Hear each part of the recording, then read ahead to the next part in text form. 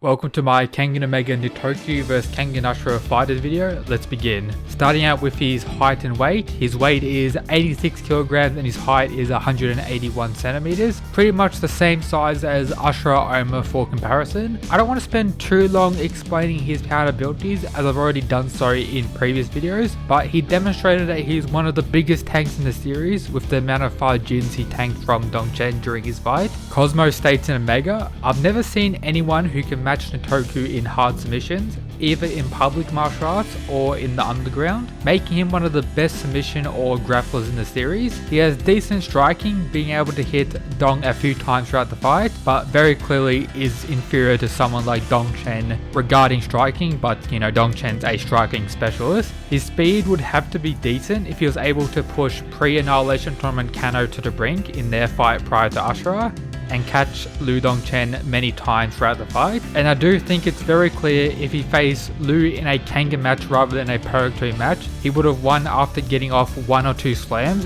as he could very easily go into submission after that due to, you know, Kengan's differing rules, and these What If battles will be Kengan rules. He's also very intelligent, so much so that techniques only work once on him, like this anti-foresight move from the snake dude as one example. Now let's begin the What If battles in tier list format. Before I continue, make sure you're subscribed, and if you're an absolute mad lad, check out the other stuff in the description like the Discord and Patreon. Now back to the video. So we have the regular tiers at the top. Nitoku to lose low to mid diff, him to lose high diff, either way, or I don't know, him to win high diff and him to win mid or low diff. Take note, all these fighters I'm comparing to Omega Nitoku is their Ashura power. Adam, probably mid or low diff. He may have more raw strength in him, but as soon as he gets taken to the ground, bones are going to be broken, Nitoku is going to win. Justice Boy, I'm either going to put him in either way or high tier. His adaptability may allow, you know, Nitoku to, you know, overcome his right shield defense. And again, if he takes him to the ground, he isn't someone like Cosmo where he's underweight or under, you know, raw strength wise compared to other fighters. He's an absolute beast raw strength wise and has that skill as well. So I do think he'll be able to defeat Justice Boy, whether it be him helping with his girl or him in crazy brutal justice mode. But it's very clearly could go in either way, but I'm going to leave him in, you know, Nitoku winning high diff for now. Bando, not too sure, considering that Nitoku does dodge attacks, but he's more of a tanky person or someone who tanks attacks to, you know, transition into a submission or a throw or something like that. And him tanking whips will most likely not be the best idea, but he can probably break Bando's bones in a similar way to how Hatsumi did to Bando. But as always, Bando is a little bit of an outlier for a lot of What If battles, and I personally don't like talking about him too much because I don't really like him actually existing in Kengan, so I'm just gonna leave him in either way for now. Will most likely get rolled and clapped. Cosmo is an interesting one. Round 1 or 2, I think Nitoku very convincingly wins, but the issue is when he activates his or has his, you know, 2-step forward of his foresight. So with that, he could catch Nitoku and maybe choke him out potentially, but I'm honestly putting the fight more on Nitoku's side for this one. But there is, as always, a lot of stuff with Cosmo. He has the chance to win, so I will leave him in either way. But if I'm being honest, I would prefer him to be in there for that What If battle. I think more likely Nitoku would win that fight, as the only way for Cosmo to win is to get lucky with his foresight and zone combo. Gowlang Onslaught, I'm going to leave him in high diff. He showed the ability to pretty much negate all of Kano's or most of Kano's attempts at grappling, apart from at the end of the fight where he used Okubo's technique against Gowlang when that was like extremely high diff. Everyone was concentrating on the strikes and everything like that. Not many other fighters were able to do what Kano did against Gowlang in that fight due to the high pressure circumstances and everything like that. But yeah, Gowlang should be able to negate most of Nitoku's, you know, grappling or submission attempts, and then will eventually, you know, wear him out with his strikes, which are, you know, powerful enough to break through Kano's indestructible. So yeah, Gowlang should win, maybe mid, but I'm just gonna leave him high for now. Nitoku may, you know, pull off some madness. Gozo, probably there, no explanation really needed. Hanafusa, similar to many other What If battles, he may land a few cuts, but he'll lose the Kengan match and may end up killing Nitoku after the fight with his poison, but that doesn't really, matter, not really relevant. Fat Boy, can he get his bones broken by Nitoku? Potentially, but I do think Nitoku's striking ability, even though it isn't top tier, should be good enough to eventually take out someone like, Haruo. Hassad, can't really say too much about him. Don't, get enough from him. It's going to leave him in probably mid or low diff, doesn't really matter. Himuro, similar thing, may be able to land a few strikes, but as soon as the submission happens, I don't think his power is good enough to completely negate or stop Nitoku from pushing forward and getting him into a submission. Inaba could be quite different. Maybe a compatibility, mix up and may, take out Nitoku, but I most likely doubt it. He could probably grab his hair and, swing Inaba around easier than what Inaba could swing him around, if I'm being honest. And I'm also not the biggest fan of Inaba, and I don't really think he's all that like many other people do. Jerry, very simple, no explanation needed.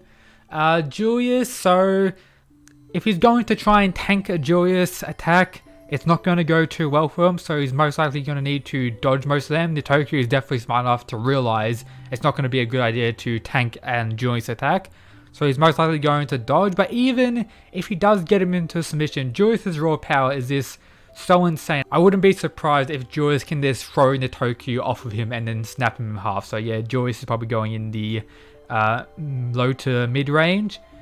Canada, honestly, feel bad for him, get absolutely rolled. May attempt to slam him, may catch him off guard with some foresight ability, but eventually just get rolled. We have Kano Yuto. As we know, these two faced each other prior to the Annihilation Tournament. Kano in round 1 may have a decent fight against Nitoku, maybe similar to the fight prior to Ashura, but Kano, as we know, did win that. And Kano throughout the tournament does improve immensely, develops his pre-initiative after round 2. Kano got so strong throughout the tournament that someone like Hatsumi, who some people thought could actually beat Kano was able to like low diff him with his, evolved and new fighting style. So yeah, Kanagito will probably low or mid diff Omega Nitoku, because it isn't really clear how much or if Nitoku actually improved from his pre-Ashura fight with Kano to his Omega fight. I'm guessing he improved somewhat, but we don't really know how much so it's kind of hard to say. But yeah, Kano is a monster in the later rounds and will, destroy Nitoku. Fisherman Dude, I'm always going to show my respect to Fisherman Dude. I'm going to put him in high difficulty. His strikes are deadly. If, Nitoku tries to tank a lot of them, it could be very bad with him. But yeah, I do think Nitoku should win. Probably more mid-range, if I'm being honest, closer to mid, but I'm just going to respect Fisherman Dude and leave him in high, as I always do.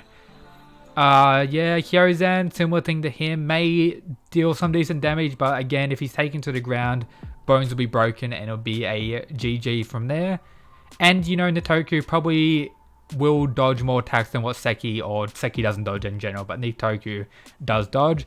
Kuroki, don't really need to explain too much. You'll be able to read through most of his moves and eventually, take him out.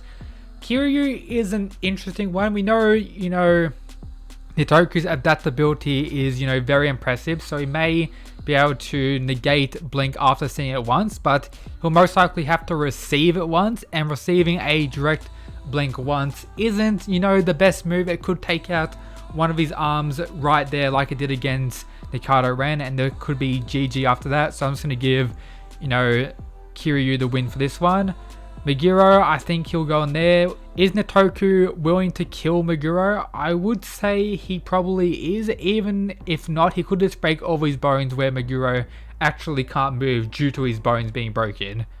Mokichi Robinson, I'm going to put him in high diff as well. Showed pretty decent power against Kuro Ryan in Ashura, but I do think Nitoku should be a little bit above him and get the win, probably high diff.